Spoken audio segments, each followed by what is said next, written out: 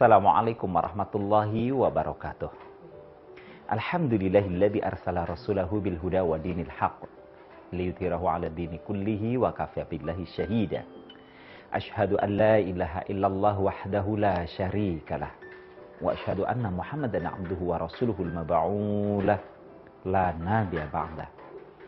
Allahumma shalli wa sallim wa barik 'ala sayyidina Muhammadin wa ala alihi wa ashabi ajma'in, amma ba'du. Sahabat Zakat TV yang dirahmati Allah Subhanahu wa taala, apa kabar iman Anda hari ini? Doa dan harapan kami semoga keimanan kita senantiasa meningkat dari hari ke hari. Dengan meningkatnya keimanan, tentu akan semakin kuatlah amal-amal kebajikan yang bisa kita lakukan. Dengan kuatnya amal-amal kebajikan yang bisa kita lakukan, tentu saja akan semakin menguatlah hubungan sosial di tengah kehidupan, khususnya kehidupan berkeluarga. Siapapun kita ketika mengawali kehidupan rumah tangga, tentu yang kita harapkan adalah suasana rumah tangga yang senantiasa asmara, amanah, sakinah, mawadah, rahmah. Sehingga dalam program Asmara kali ini saya akan beberapa episode berbicara tentang faktor-faktor penghancur kehidupan rumah tangga. Jangan sampai kehidupan rumah tangga yang awalnya kita masuki dengan harapan senantiasa asmara, justru karam di tengah jalan. Dan tema yang kita perbincangkan nanti adalah hilangnya rasa saling menghormati. Coba sahabat Zakat TV bayangkan, ketika awal perkenalan, yang kalau dalam bahasa remajanya PDKT, pendekatan, biasanya memang suasana yang mewarnai ruang berpikir masing-masing pihak adalah suasana euforia. Suasana yang bisa dibilang masih sangat subjektif. Yang ada tampak di pandangan mata adalah kebaikan demi kebaikan. Belum lagi jika pandangan kebaikan ini dibalut dengan pengharapan-pengharapan. Antara pandangan kebaikan dengan pengharapan menggelembungkan adanya euforia pada pikiran-pikiran yang saat itu muncul, sehingga bisa dibilang kekurangan masing-masing pihak tampak tertutupi. Di sini sebenarnya potensi yang cukup bagus. Asal setiap kita mempersiapkan diri dengan nawaitu ikhlas lillahi ta'ala, memasuki kehidupan rumah tangga bukan sekedar untuk melampiaskan hasrat basyariah kemanusiaan semata-mata. Tetapi memasuki kehidupan rumah tangga adalah untuk bisa bersinergi dengan pasangan kita. Sehingga juga ada istilah sehidup semati. Berat sama dipikul, ringan sama dijinjing. Suka dan duka tetap bersama. Bahkan kalau dalam bahasa romantisnya, di mana ada engkau, di situ ada aku. Dalam tingkat yang paling ekstrim, aku adalah kamu, kamu adalah aku. Sebuah gambaran di mana kehidupan rumah tangga satu dengan yang lain saling menguatkan. Tentu saja ini bukan sekedar suasana euforia yang sedang mereka rasakan. Tetapi lebih dari itu, kehidupan rumah tangga mereka betul-betul diiringi dengan suasana masing-masing pihak melaksanakan apa yang menjadi tuntunan syariat dalam Al-Quranul Karim. Sebagaimana yang Allah Subhanahu wa taala firmankan, hunna libasul lakum wa antum libasul lahun.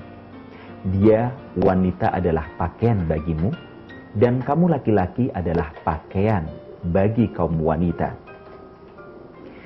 Dia, istrimu, adalah penutup aurat kamu, penutup keburukan-keburukan kamu. Dan kamu, para suami, adalah penutup aurat, penutup keburukan istri kamu sendiri.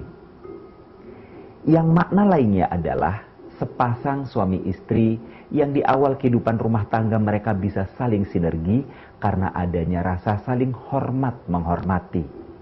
Saling menjaga perasaan, saling menutupi kekurangan, saling menutup rapat-rapat mulut-mulut mereka dari mengucapkan, memberikan penilaian-penilaian negatif terhadap segala kekurangan-kekurangan yang ada dalam diri pasangan. Bahkan sebaliknya, yang ada adalah ungkapan-ungkapan kebaikan. Yang ada adalah ungkapan-ungkapan motivasi. Misalnya saja, ketika memandang sang pasangan, pasangannya itu mengatakan, "Engkau adalah muara terakhir kehidupanku." Pasangannya kemudian menjawab, "Demikian pun engkau. Engkau adalah puncak akhir dari pendakian kehidupanku." Meskipun bisa jadi satu dengan yang lain pada saat itu melihat adanya kekurangan-kekurangan. Yang namanya sebuah perjalanan dari sumber mata air sampai pada muara terakhir, pastilah akan ada kotoran-kotoran, akan ada bauan yang tidak enak, yang menyengat di hidung. Tapi karena itu adalah muara akhir, mereka tutup semuanya itu. Demikian pun pasangan sebelahnya mengatakan, "Engkau adalah puncak terakhir pendakianku." Yang namanya mendaki bukan hal yang mudah. Yang namanya mendaki bukan hal yang tidak melelahkan. Melainkan yang namanya pendakian jelas menguras energi dan juga tenaga. Tapi kenapa mereka bisa saling menguatkan? Akan saya lanjutkan selepas pesan-pesan yang berikut.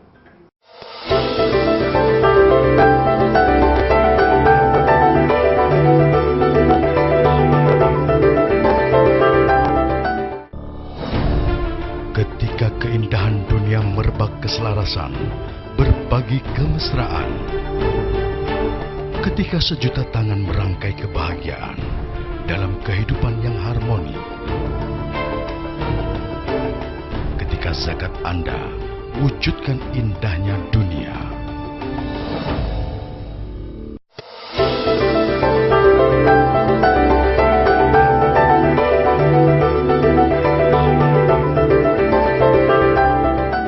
Yang namanya pendakian bukan berarti tanpa melelahkan.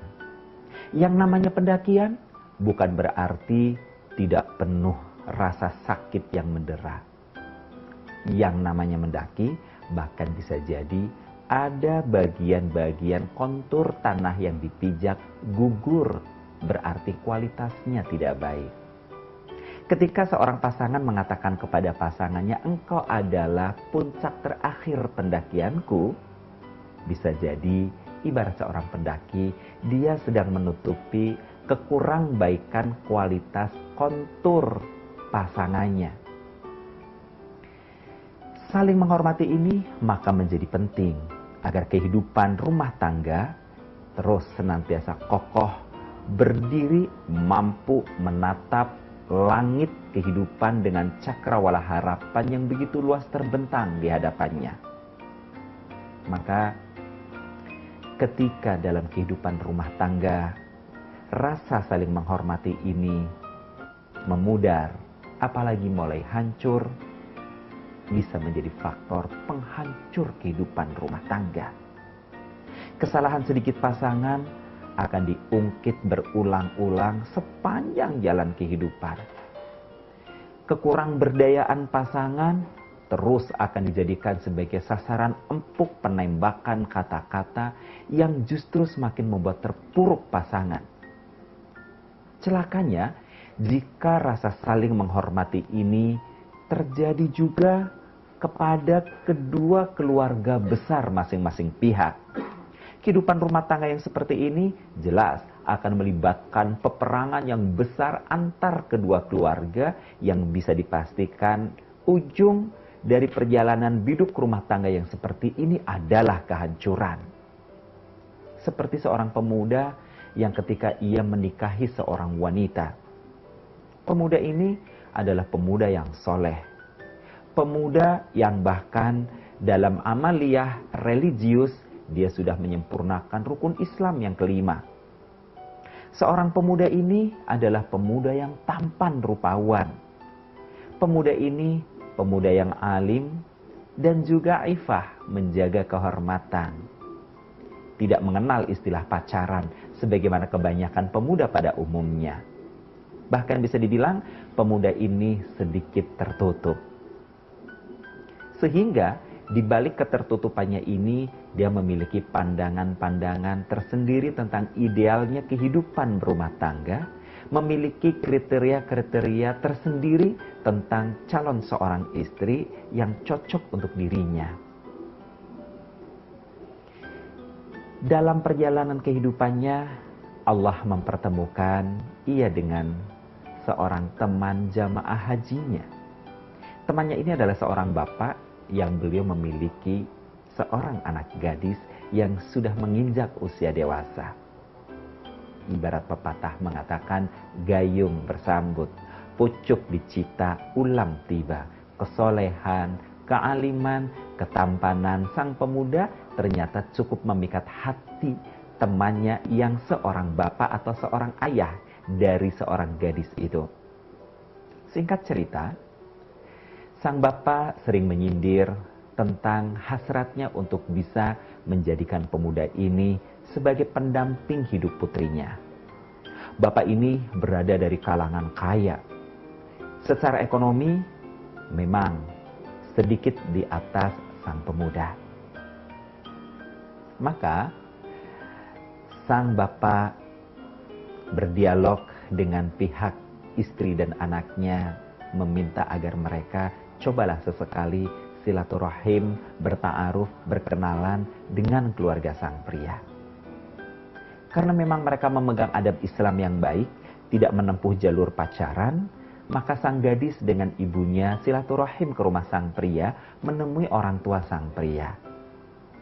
Kemudian setelah berta'aruf, berapa waktu kemudian sang gadis menyatakan hasratnya kepada sang pria bahwa ia menghendaki agar pria itu mau menikahinya, mau menjadikannya sebagai istri. Karena pria ini adalah pria yang cukup berhati-hati, maka ia meminta waktu kira-kira 2 bulan untuk memikirkan apakah ia akan memutuskan mengambil wanita ini sebagai istrinya ataukah justru ia akan mencoba mencari wanita lain. Setelah 1 bulan tiba, 2 bulan tiba, kuatlah azamnya bahwa ia akan mengambil gadis ini sebagai istrinya. Kenapa? Karena ada perubahan yang cukup signifikan secara fisikali. Gadis ini secara fitrah memang cantik. Artinya ketika bersanding dengan pria yang tampan ini, orang akan mengatakan bagaikan 2 sejoli seperti dewa dan dewi. Seperti matahari dan rembulan, keduanya saling bersinar, enak dipandang, dan mereka secara fisikali sangat serasi. Mulai dari postur tubuhnya, tinggi dan berat badannya, semuanya proporsional dan sangat ideal. Tapi bukan itu yang membuat sang pemuda tampan itu merasa jatuh hati. Melainkan pada kunjungannya kali berikutnya, sang gadis merubah penampilannya. Jika dulu pada awal kedatangannya ke rumah sang pemuda dengan ke orang tuanya ini tanpa mengenakan busana muslimah, kali ini ia datang dengan mengenakan busana muslimah. Rupanya dengan penampilannya yang begitu sempurna dari sisi nilai-nilai Islam inilah yang membuat pemuda tampan, alim, yang sangat hati-hati dalam mencari calon istri ini kemudian menjadi jatuh hati. Pernikahan pun terjadi. Belum juga pernikahan itu berjalan 1 bulan, mulailah terjadi penunjukan atau pertunjukan sikap-sikap yang mestinya dijaga sebagai sarana menjaga kehormatan, justru sebaliknya. Sang pria menuturkan, ternyata sang istri jika di rumahnya, ia tetap kembali pada dandanannya yang semula. Ia menggerai rambutnya, mengenakan baju yang hanya lengan pendek, celana pendek. Kalau di dalam rumah saja kata dia, itu memang masih wajar. Tetapi terkadang wanita ini keluar dari rumahnya untuk sekedar berbelanja pada tukang sayur keliling dengan tidak mengenakan busana muslimah. Tentu saja Pemuda yang sudah menjadi suaminya ini pun kemudian menegurnya dengan cara yang baik, menasehatinya dengan cara yang baik. Tetapi apa jawaban sang istri? Dengan santai, wanita ini mengatakan, "Alah mas, ini juga kan masih di lingkungan rumah. Lagian ini juga rumah saya. Apa salahnya sih saya berpakaian seperti ini?" Jawaban ini tidak memuaskan sang suami. Bagaimana kelanjutannya?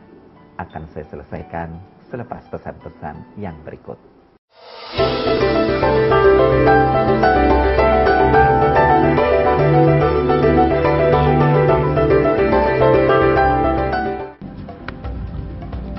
Semangat kemenangan harus berasal dari sportivitas yang datang dari hati. Saya Bawang Pamungkas, saya zakat di Dompet Duafa. Keluarga adalah sumber inspirasi saya. Kehangatannya datang dari hati. Saya Inneke Kusharawati, saya zakat di Dompet Duafa. Berbagi memudahkan rezeki, karena datang dari hati. Saya Ipo Santosa, zakat di Dompet Duafa. Dompet Duafa.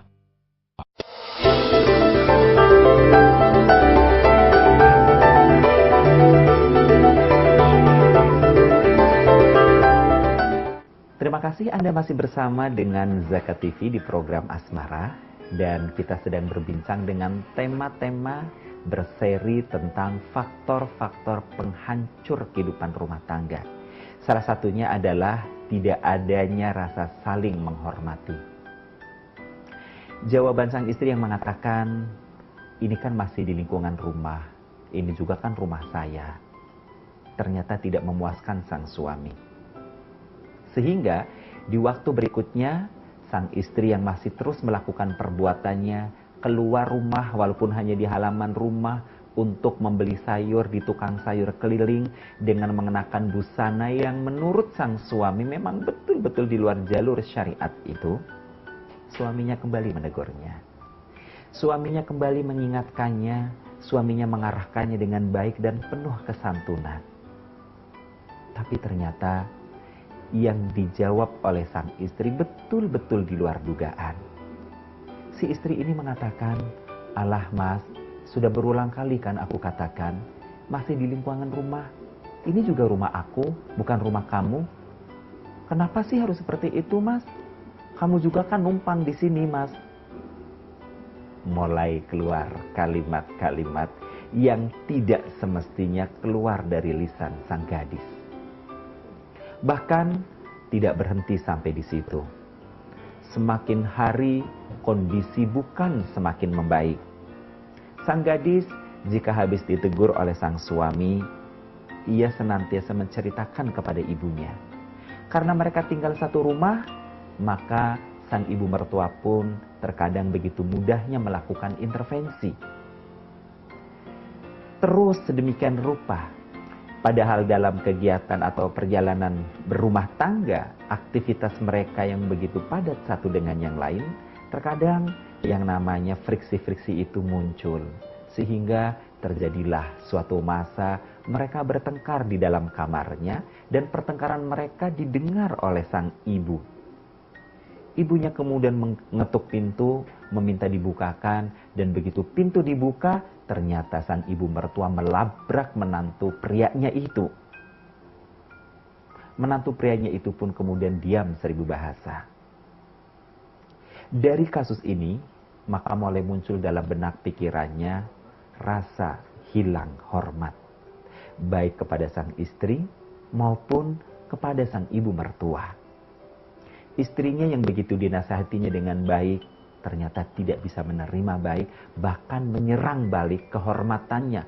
Eksistensi sang suami yang masih tinggal di rumah mertua itu diungkitnya sedemikian rupa, sehingga suami merasa terjatuh harga dirinya. Belum selesai di sini, ternyata ikut campurnya sang ibu mertua. Dan ikut campurnya itu pun ternyata tidak mengambil jalan tengah, melainkan berpihak kepada anak perempuannya. Bahkan di suatu masa, sang ibu mertua pun mengatakan, kalau yang namanya tinggal sama mertua ya yang nurut saja. Tidak usahlah macem-macem. Justru harusnya kamu yang nurut sama istri kamu. Untuk kali kesekian, kembali merasa terjatuh. Dan untuk kesekian kali pula, sang pria mulai memudah rasa hormatnya kepada rumah tangga itu. Baik rumah tangga pribadi dengan sang istri maupun kepada keluarga orang tuanya atau mertuanya. Semakin hari justru semakin memuncak. Dengan sebab-sebab yang di luar dugaan, karena sang suami ternyata sesuatu dan lain hal di masa krisis saat itu di Indonesia, dia mengambil resign dari tempat pekerjaannya sebelum ia betul-betul dikeluarkan oleh perusahaan dengan satu pemikiran langkah ini jauh terhormat dibanding dirumahkan yang kesannya adalah ia dipecat. Padahal posisinya yang sebagai tenaga honorer baik dipecat maupun mengundurkan diri sama-sama tidak mendapatkan pesangon dalam kondisi saat itu. Ternyata dengan sang suami keluar dari tempat pekerjaan membuat sang istri semakin emosional. Sang istri justru menuntut adanya uang belanja tambahan. Sang istri mengatakan bahwa dengan uang belanja seperti ini aku sudah tidak cukup mas, aku tidak sanggup mas hidup rumah tangga bersama dengan kamu, dan seterusnya. Tidak ada upaya dari pihak sang istri justru untuk menutup kekurangan sang suami, paling tidak dengan tutup mulut, tidak mengungkit-ungkit tentang apa, kenapa, dan bagaimana sang suami keluar dari pekerjaan dan yang kini statusnya bahkan bisa dibilang sebagai seorang pengangguran. Dalam kondisi yang seperti itu, sang suami seperti dalam posisi sudah jatuh tertimpa tangga pula. Puncaknya, sang istri ternyata meminta cerai. Ketika meminta cerai itulah kemudian sang suami pun menjadi sedikit emosi. Sang suami mencoba untuk menjaga keutuhan rumah tangga, mencoba untuk menjaga kehormatan dirinya, menjaga kewibawaannya, maka ia tampil sebagai sosok seorang pria yang betul-betul menampakkan kejantanan seorang pria. Ia tetap mengatakan kepada sang istri bahwa meskipun saya dalam keadaan nganggur seperti ini, bukan berarti saya tidak bisa memberi nafkah kepada kamu. Pemicu sang istri meminta cerai pun ternyata adalah peristiwa Idul Fitri, di mana sang istri meminta kepada sang suami untuk ikut serta silaturahim kepada uwak-uwaknya, kepada keluarga besar kedua orang tuanya yang berada di kota yang jauh. Saat itu suami mengatakan dengan kalimat yang baik dan mencoba untuk bijaksana bahwa tabungan yang sangat terbatas itu tidak memungkinkan jika kita pergi bersama. Maka berangkatlah kau seorang diri, biarlah aku yang tetap di sini saja. Dengan harapan sisa sedikit tabungan yang ada mampu untuk menjaga nafas ekonomi rumah tangga, sambil sang suami nanti mencoba untuk mencari pekerjaan atau membuat pekerjaan baru yang memungkinkan untuk menyambung roda ekonomi kehidupan rumah tangganya. Tapi hal ini justru dianggap oleh sang istri, sang suami tidak menghormati keluarga besarnya. Dan sang ibu mertua yang gampang ikut campur itu pun ternyata memaki-maki dengan makian yang tidak layak untuk didengar, bahkan memaki-maki orang tua sang menantu prianya itu. Disitulah sang menantu pria yang sudah berkali-kali mendapat tekanan akhirnya pun bangkit tanpa dikehendakinya ia melawan mertuanya. Dan ia mengatakan, kalau memang harus terjadi perceraian, ya sudah, saya pasrahkan saja. Kalimat ini dibawa sampai ke pengadilan. Karena di pengadilan sang pria mengatakan, jika dia menghendaki cerai, saya pasrah saja Pak Hakim, maka Pak Hakim pun ketuk palu. Rumah tangga ini hancur dalam beberapa bulan setelah mereka melakukan ijab qabul pernikahan. Na'udzubillahi min dzalik. Mudah-mudahan bermanfaat untuk kita semua. Billahi taufik wal hidayah. Wassalamualaikum warahmatullahi wabarakatuh.